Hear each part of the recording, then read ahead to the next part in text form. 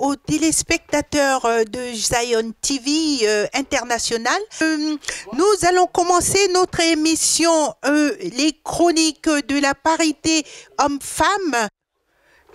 Nous sommes à l'aube de 8 mars, nous allons parler de la parité homme-femme, de l'égalité du genre, de l'émancipation de la femme. Et donc, voilà, nous avons notre invité, Monsieur Jean Bossing, fondateur et président de l'association Tout sur le fidèle analyste, Monsieur Guillaume Rosalem, qui est chef de projet et qui n'est pas contre l'émancipation de la femme. Nous le rappelons juste pour 2 ou 3 analyses.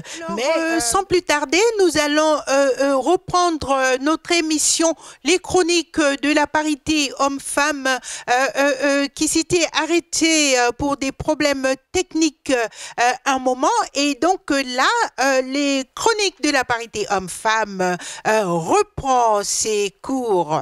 Alors les femmes au sujet, les femmes, chroniques de la parité homme-femme, c'est 100% femmes, 100% émancipation de la femme, 100% femmes politique, 100% femmes rurales. Donc, avec Monsieur Jean Bossing, l'expert qui va nous parler de long en large des droits de la femme, de droits et des lois concernant la femme.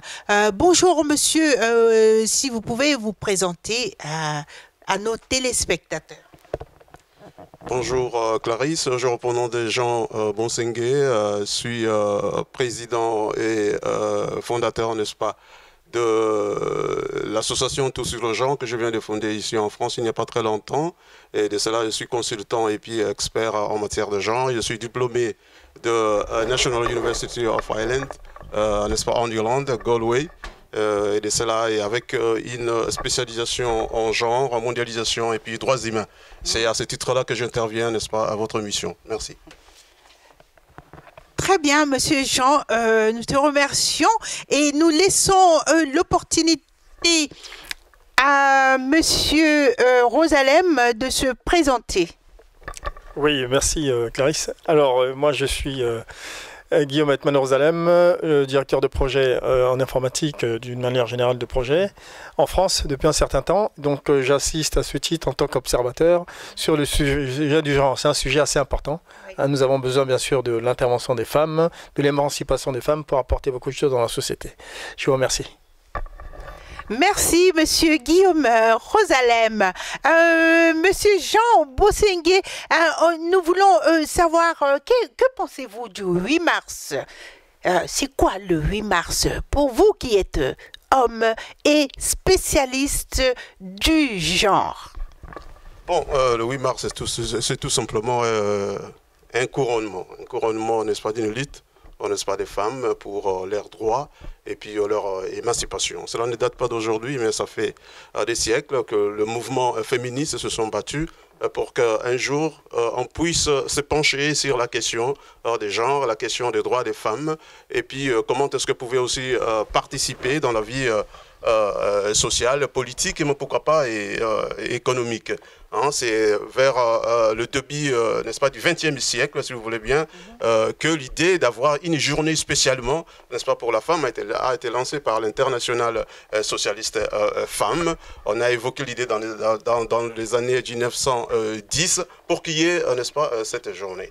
Mais c'est la Russie, bien sûr, qui a commencé à mettre ça d'une manière officielle dans 1921, hein, n'est-ce pas, c'est Lénine qui avait lancé, n'est-ce pas, l'idée que ça soit officiel pour essayer... Ah, Lénine, Lénine, il défend quand même la cause de la femme. Oui, bon, alors là, c'est vraiment un paradoxe. Oui, bon, ça a commencé. Vous allez voir même dans l'évolution, c'est la Russie qui a toujours eu le premier pas, n'est-ce pas, pour avancer les droits des femmes. Et alors, c'est en 1921 exactement, hein, que et la Russie a mis, n'est-ce pas, les sceaux, et que la journée du 8 mars a été, n'est-ce pas, acquise comme une journée et qui est dédiée, n'est-ce pas, à la femme pour célébrer ses droits et également et la suite. Mais monsieur Jean Bosengue, vous êtes spécialisé en genre, mais est-ce que vous êtes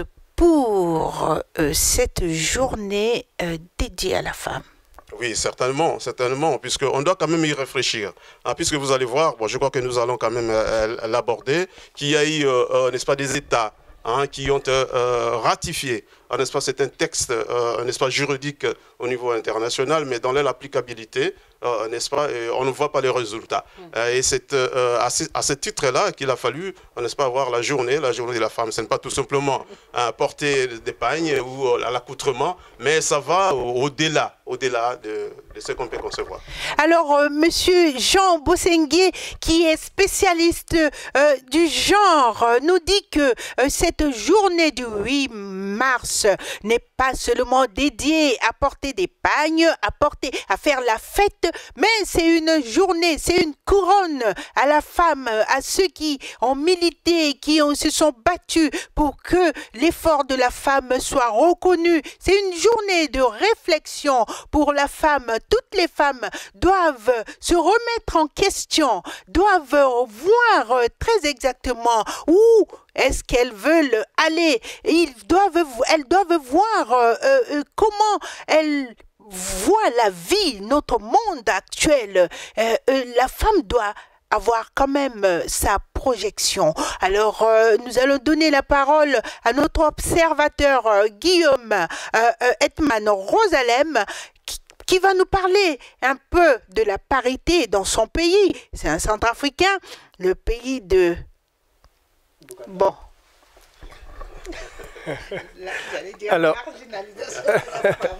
Alors, en effet, en Afrique, nous voyons de plus en plus que la femme a une position très importante dans notre pays, puisque nous remarquons que les femmes ont beaucoup de qualités. Et de plus en plus, il y a des femmes diplômées qui ont de grandes potentialités, mais jusqu'à aujourd'hui, on ne leur donne pas encore suffisamment leur place pour s'exprimer. La notion de parité, elle n'est pas encore suffisamment au rendez-vous. Et nous espérons que... Monsieur Rosalem a dit une chose très importante ici, que de nos jours, il y a des femmes qui sont hautement diplômées, oui, mais qui n'ont toujours pas leur place dans les milieux politiques, dans les milieux dans la société réservée à l'homme depuis la nuit des temps. Absolument. Monsieur Rosalem, j'aimerais que vous nous parliez un tout petit peu d'une ancienne présidente de transition, oui, la toute première présidente, absolument, de la République centrafricaine, Catherine Samba-Panza. Oui. Parlez-nous un peu de cette dame. Bon, oui, en effet, nous avons eu l'honneur d'avoir être parmi les premiers pays d'Afrique à avoir accepté une femme présidente, même si ça a été la présidente de transition, donc c'était une phase assez spéciale dans le tournant de l'histoire de notre pays, mais nous avons, je pense que ça a été sage de prendre une femme qui a montré une certaine pondération aussi, parce que l'orgueil des hommes était tel que prendre un homme à la tête du pays, ça allait encore créer certainement d'autres conflits, ne fût-ce que de la concurrence des combats entre les hommes politiques hommes centrafricains. Donc le fait d'avoir pris une femme, je pense que ça a un tout petit peu apaisé les choses. Certes, ça n'a pas été facile pour cette dame. Déjà, le fait qu'elle soit femme, il a fallu, je pense, qu'elle bataille pour se faire accepter. Absolument. Je pense, oui. Ça n'a dû ne pas être facile pour elle. Mais ceci dit, la phase est passée. Elle a fait ce qu'elle pouvait faire pour que les élections s'organisent en Centrafrique. Et voilà. Voilà, donc voilà, en ce qui concerne Madame Catherine Samba-Panza, que nous honorons aujourd'hui sur nos plateaux parce que elle fut la toute première présidente de la République centrafricaine qui a été gouvernée pendant 50 ans par les hommes. Et elle a été privilégiée, elle a été un tremplin pour les femmes centrafricaines. Elle a été la présidente de la République pour la première fois en Centrafrique, le pays qui les hommes n'ont pas encore accepté la présence des femmes au sommet de l'État, dans les milieux politiques.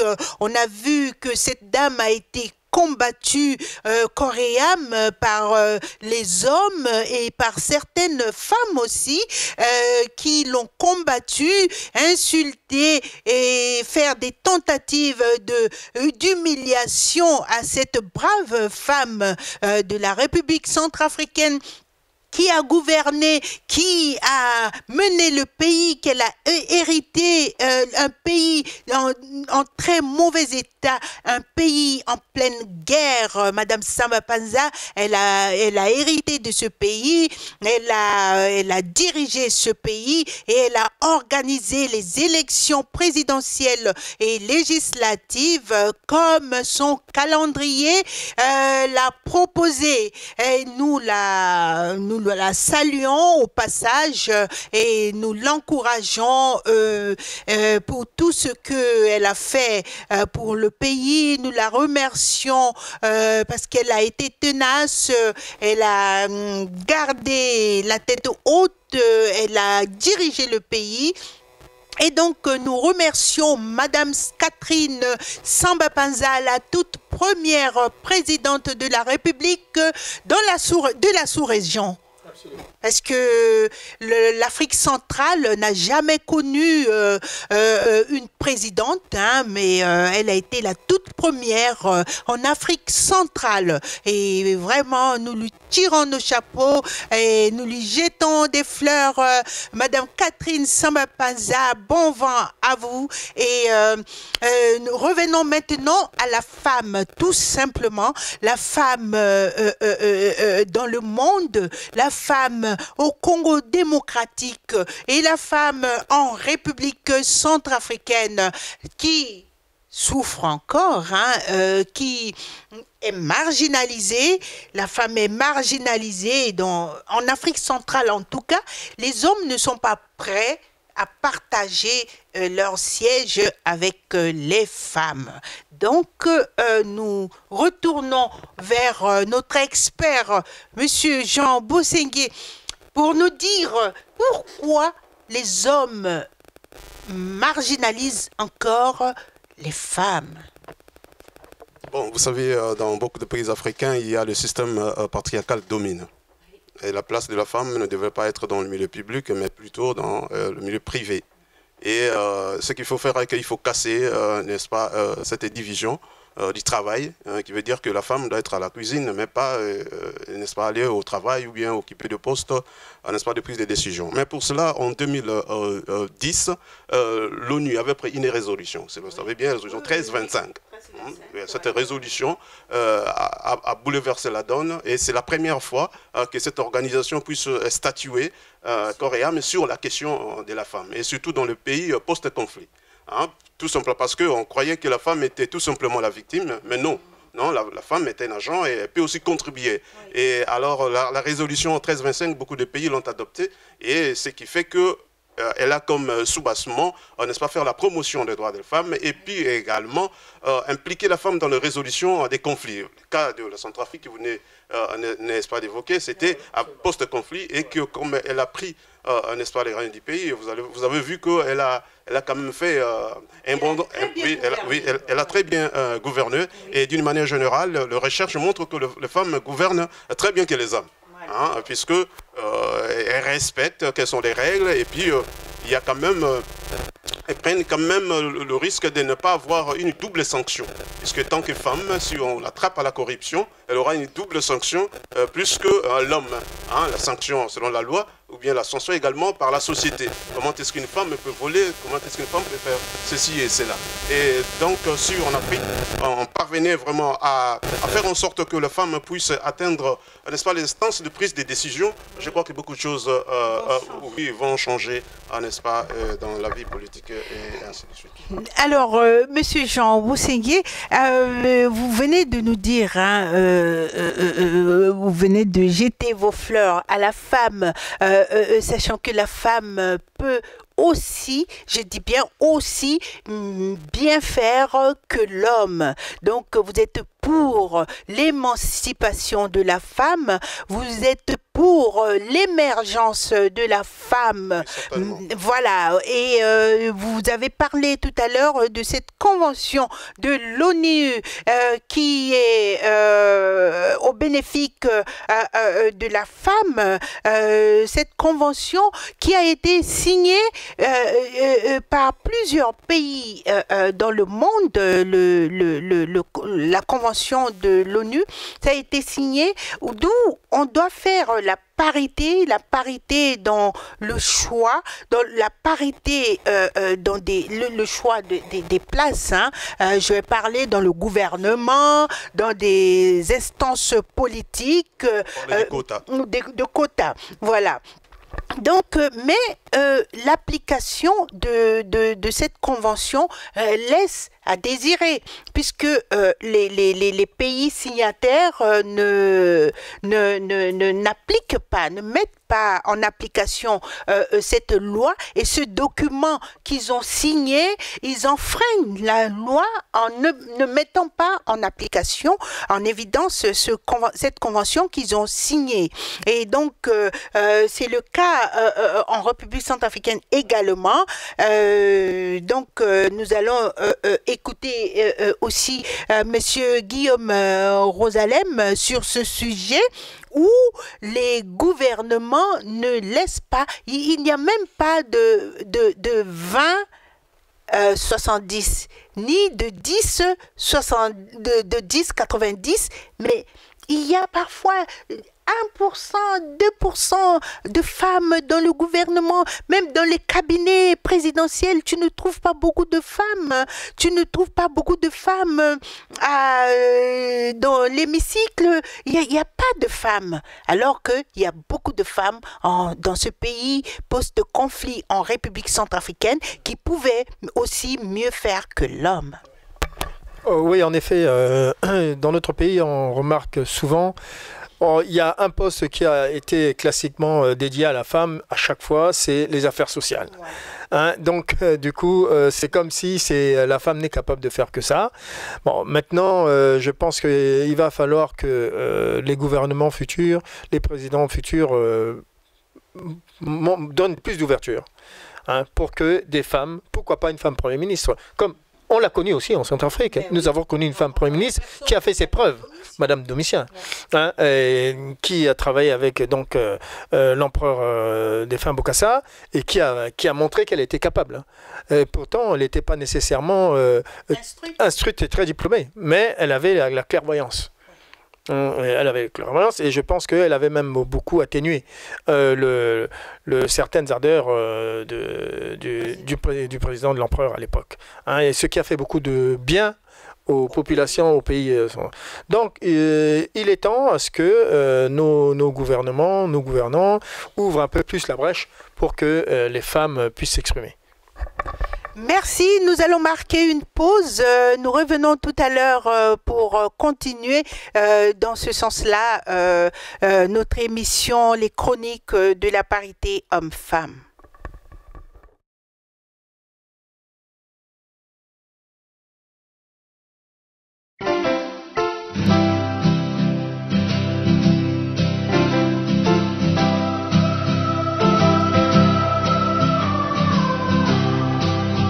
Faut chanter pour toutes les mamans du monde qui nous ont donné bien plus que la vie, de nos premières à leurs dernières secondes.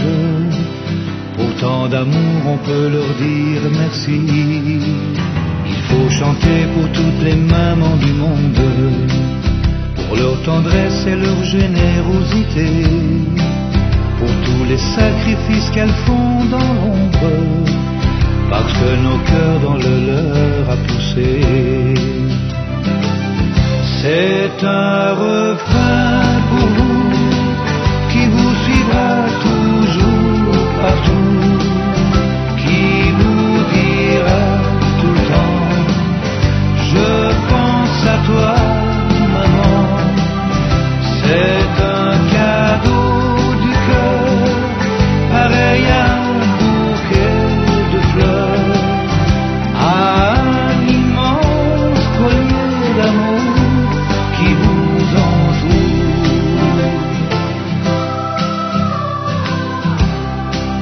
Il faut chanter pour toutes les mamans du monde, tout faire pour ensoleiller leur mémoire.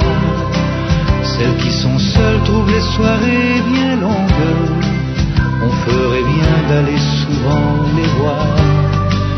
Il faut chanter pour toutes les mamans du monde, que ce refrain s'envole vers toutes les maisons, et puis qu'il fasse comme une immense ronde, pour que la terre pour de bon tourne rond.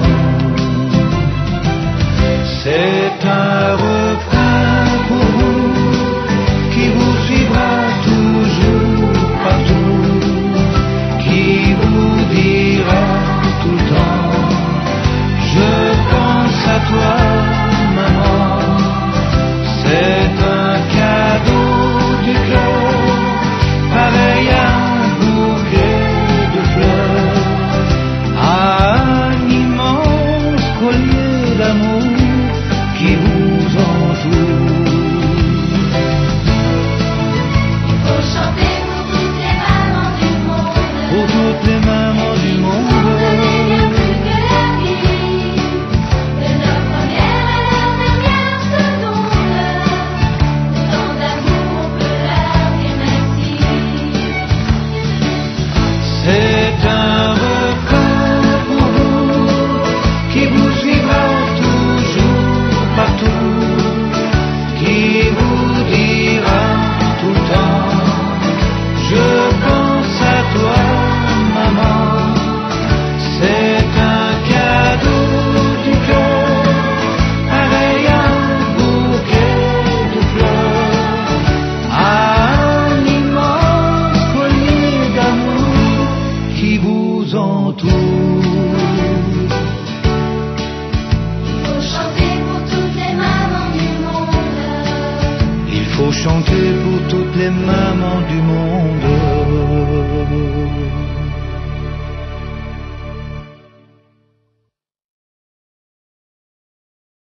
Bonjour à toutes les femmes, nos téléspectateurs. Aujourd'hui, nous prenons quand même le temps pour souhaiter bonne fête avant le jour, hein, bonne fête de 8 mars, fête de la réflexion, fête de la fierté de femmes, à toutes les femmes congolaises démocratiques, les femmes centrafricaines. Nous pensons à vous premièrement parce que votre pays est un pays post-conflit. Ensuite, nous pensons aux Congolaises de Brazzaville. Bonne fête de 8 mars. Bonne fête du 8 mars à toutes les Ivoiriennes. Oh, bonne fête de 8 mars également à la femme française, femme européenne, à la femme du monde entier, femme chinoise, celle qui travaille beaucoup. Bonne fête de 8 mars. Bonne fête du 8 mars à nos étudiantes en sciences politiques. Bonne fête du 8 mars à toutes les étudiantes du monde entier. Bonne fête du 8 mars également à toutes celles qui sont à la maternelle, sachant que l'avenir de notre continent dépend de vous.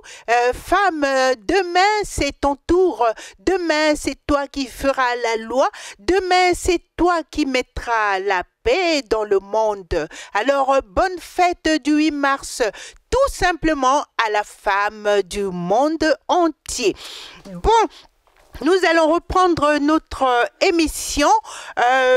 Nous étions en train de parler politique par rapport à la femme, un sujet qui est resté vraiment tabou. On ne peut pas parler de la femme au sommet de l'État. Tous les hommes ont considéré depuis la nuit des temps que le sommet de l'État n'est fait que pour l'homme, et la femme, sa place a toujours été dans la cuisine, ce qui a été nous avons fait une révolution, il y a eu une révolution avec l'appui de l'ONU que nous saluons, Ban Ki-moon, pour cette convention de l'ONU qui donne le pouvoir à la femme, qui donne la possibilité à la femme d'avoir une petite place aux côtés de l'homme et de faire valoir ses connaissances, de montrer publiquement et mondialement ce qu'elle est capable de faire.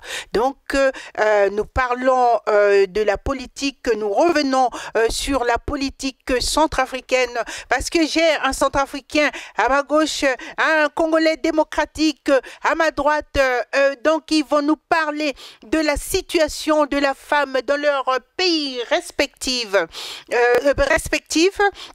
Ils vont nous parler de la place que leurs autorités ont donné à la femme. Je commence par la République centrafricaine. Quelle est la place de la femme au sein du gouvernement centrafricain? Monsieur Rosalem va nous parler de ce gouvernement qui a été déposé, et maintenant le président centrafricain Faustin Archange Touadéra et son premier ministre Firmin Nguerebada, ils sont en train de concocter une sauce pour les Centrafricains. Donc, ils sont en train de préparer, de former un nouveau gouvernement d'union nationale d'après la signature de Khartoum. Donc, nous voulons savoir très exactement la place que Faustin Archange Touadéra a réservée à la femme centrafricaine, puisque cette convention de l'ONU, c'est pas une question d'en débattre. On ne peut pas en débattre, mais c'est la loi. Il doit donner 50% de place dans le gouvernement, dans son gouvernement, à la femme centrafricaine. Donc, on peut espérer peut-être jusqu'à 30% de femmes dans ce nouveau gouvernement. Parce que si on ne doit pas en débattre. Et le pays a signé cette convention de l'ONU, et donc il faut absolument mettre en pratique. Donc, nous attendons 50% de femmes dans le gouvernement Nguerebada Firmin. Alors, je passe mon micro à Guillaume Rosalem pour nous en dire plus. Merci Clarisse. Oui, en effet, c'est l'occasion de parler des équilibres au niveau du gouvernement sur la parité homme-femme. En tant que centrafricain, notre pays connaît un tournant assez particulier en ce moment. Surtout le gouvernement, il y a un gouvernement qui a été dissous, qui a présenté sa démission par le Premier ministre, l'ancien Mathieu Sarandi, et il y a donc un nouveau Premier ministre qui a été nommé, et qui va avoir un travail d'équilibriste qui n'est pas facile à faire.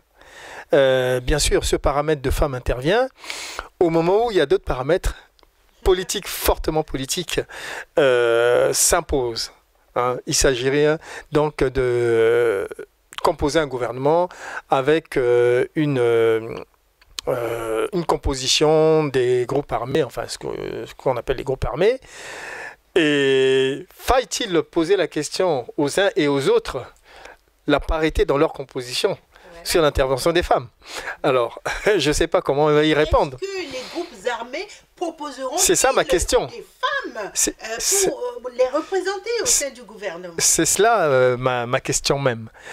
Donc c'est pourquoi j'ai dit que c'est un travail d'équilibriste très difficile que le Premier ministre Nguerebada va devoir résoudre. Je pense qu'il faudrait aussi que nous soyons souples, parce que la situation est tellement délicate que nos femmes, nos mères, nos mamans, hein, c'est pas qu'on les freine dans cet élan-là, mais je pense que dans cette situation qui va venir, les 50% et même les 30% seront un peu difficiles à atteindre. Je ne souhaite pas que cela dure, tout simplement. Le pays continue à vivre, il y aura des nouveaux gouvernements. Et d'ailleurs, il y a de nouveaux postes, il n'y a pas que le gouvernement. Je pense que le pays est grand, il y a beaucoup d'institutions dans lesquelles le Premier ministre pourra aussi caser des femmes. Et permettez-moi, et je m'en excuse, hein, je sais que c'est un sujet très sensible, très délicat. Donc, en effet, il y a des femmes qui pourront faire l'affaire. La preuve en est que nous avons eu une femme aussi, ministre de la Défense. Vous voyez, nous avons à chaque fois innové en centrafricain. Donc, je pense que voilà, je pense qu'il y a la place pour tout le monde. Merci beaucoup. Merci, Monsieur Guillaume Rosalem, qui nous a parlé que la situation est délicate, qui ne pense pas que la femme aura peut-être 30%, mais il y a une situation. Il trouve des raisons, des échappatoires au gouvernement centrafricain pour ne pas donner suffisamment de place à la femme. Mais nous appelons pressamment Monsieur Firmin Ngerebada, le Premier ministre centrafricain, de penser à la place équilibrée pour la femme au sein de son gouvernement, et aussi dans le cabinet du président, nous voulons suffisamment de femmes. Et je me retourne vers notre expert en genre, Monsieur Jean Bosseigné, pour qu'il nous parle du gouvernement de Tshisekedi. Est-ce que le président Tshisekedi a déjà son Premier ministre? S'il n'en a pas, nous proposons que ce soit une femme Premier ministre au Congo démocratique, parce qu'une femme aussi peut réfléchir comme l'homme, une femme aussi a des diplômes, une femme peut aussi faire l'affaire.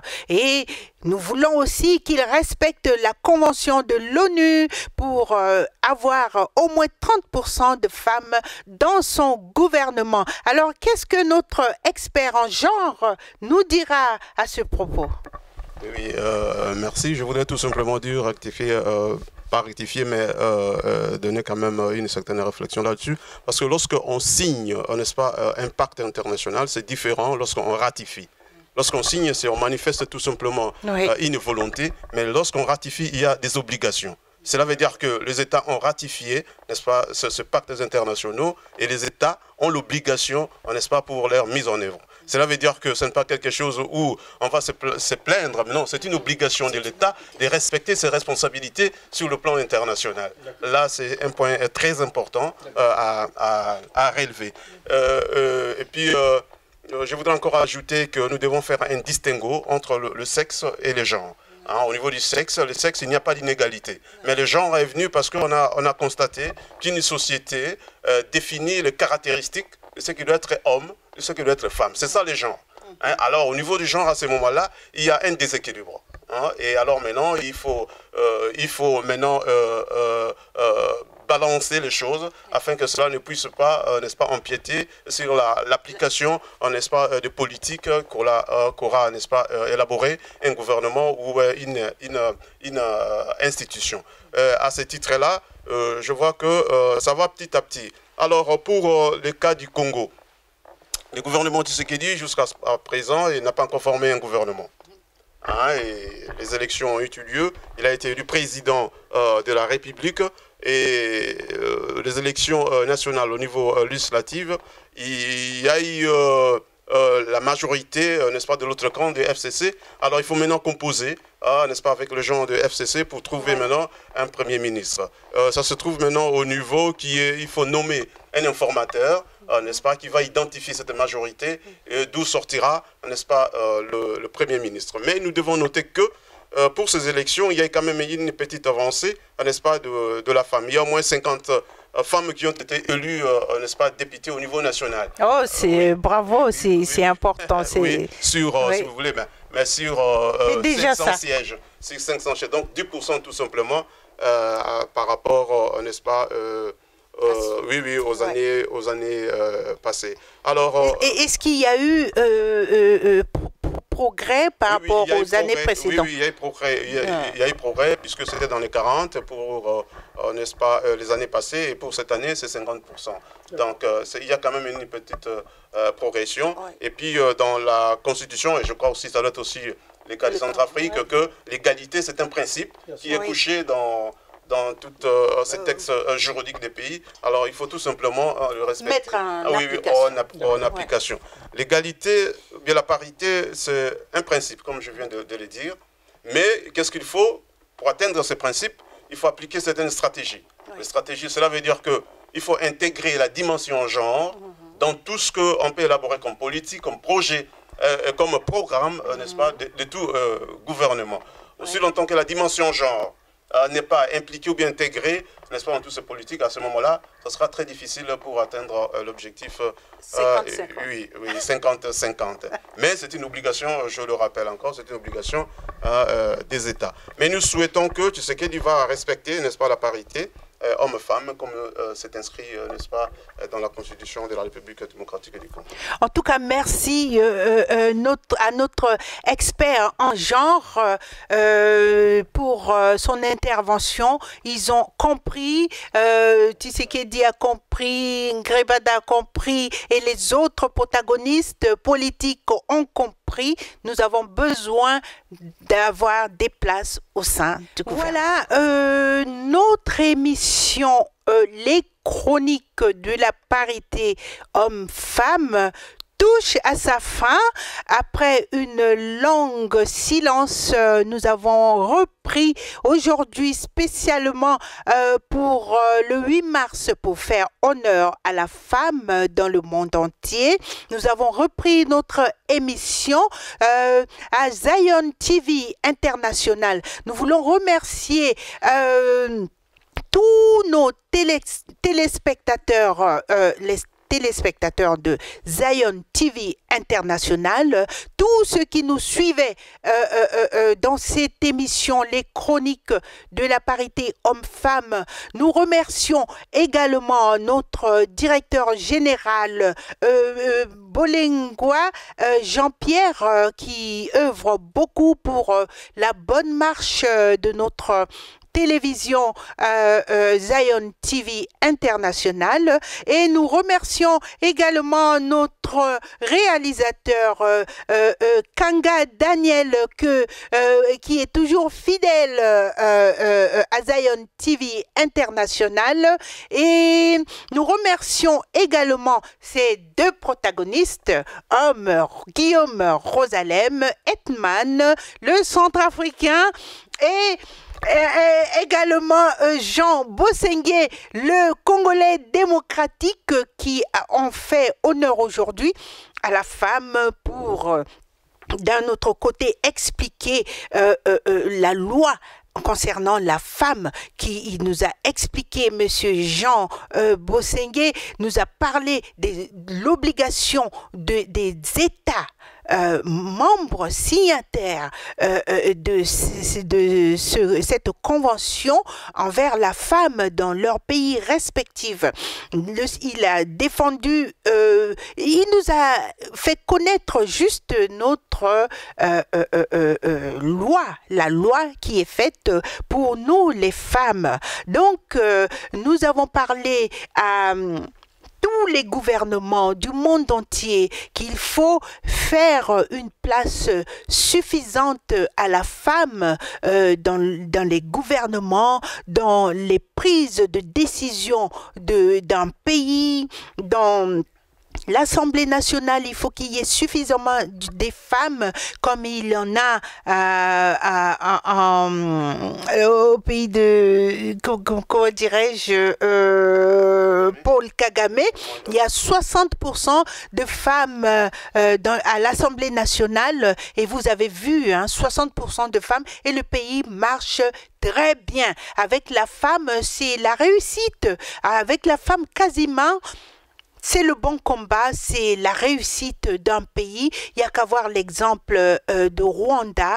Et donc, nous parlons, nous demandons à tous les pays émergents, à tous les pays qui sont en voie de développement, d'adopter ce système qu'a adopté Paul Kagame pour que son pays est au top aujourd'hui, pour que leur pays se développe aujourd'hui. Nous voulons penser aussi à la femme rurale dans le monde, la femme rurale en Europe, la femme rurale surtout en Côte d'Ivoire où vraiment l'agriculture est très développée et vraiment les femmes aussi sont vraiment très actives en Côte d'Ivoire. Dans le milieu politique, il y a beaucoup de femmes, donc nous les saluons. Nous saluons toutes les femmes du parti politique RHDP.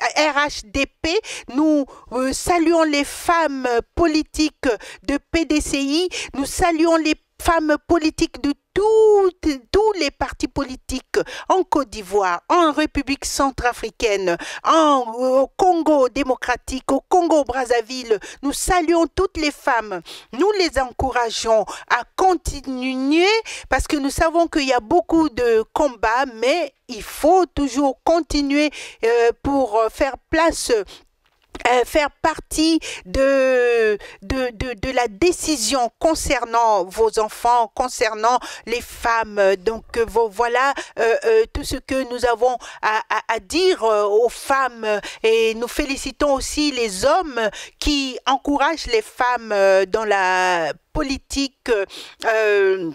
Voilà, moi-même j'encourage les femmes et je salue toutes les femmes de Messane réformées et de tout autre parti politique en République centrafricaine et les femmes de la Ligue parité hommes-femmes, les associations des femmes dans le monde, je les salue.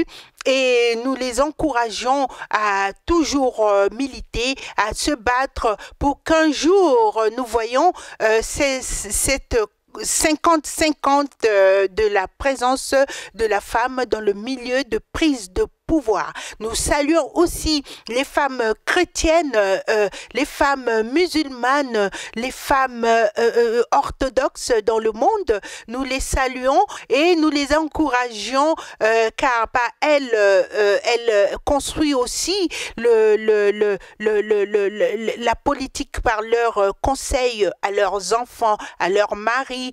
Nous les encourageons, nous les remercions et nous remercions sincèrement notre télé Zion TV International et notre DG Jean-Pierre Bolengwa pour tous les efforts qu'il fait pour que nous voyons Zion TV aujourd'hui. Alors, je demande à tous nos téléspectateurs de partager nos émissions qui a repris sur Zion TV dans leur mur, sur leur page internet, sur leur twist, dans tous les réseaux sociaux. Il faut qu'ils partagent cette émission qui est très instructive pour la femme et pour la société et surtout l'émission politique qui permettent à nos sociétés de comprendre un certain sujet qui a toujours été tabou. Et aujourd'hui, nous démystifions tous les sujets politique. Donc voilà, partagez et nous remercions tous ceux qui nous ont suivis. Moi, c'est votre journaliste préférée, Clarisse Yapelego, qui anime cette émission. Je vous remercie pour votre soutien.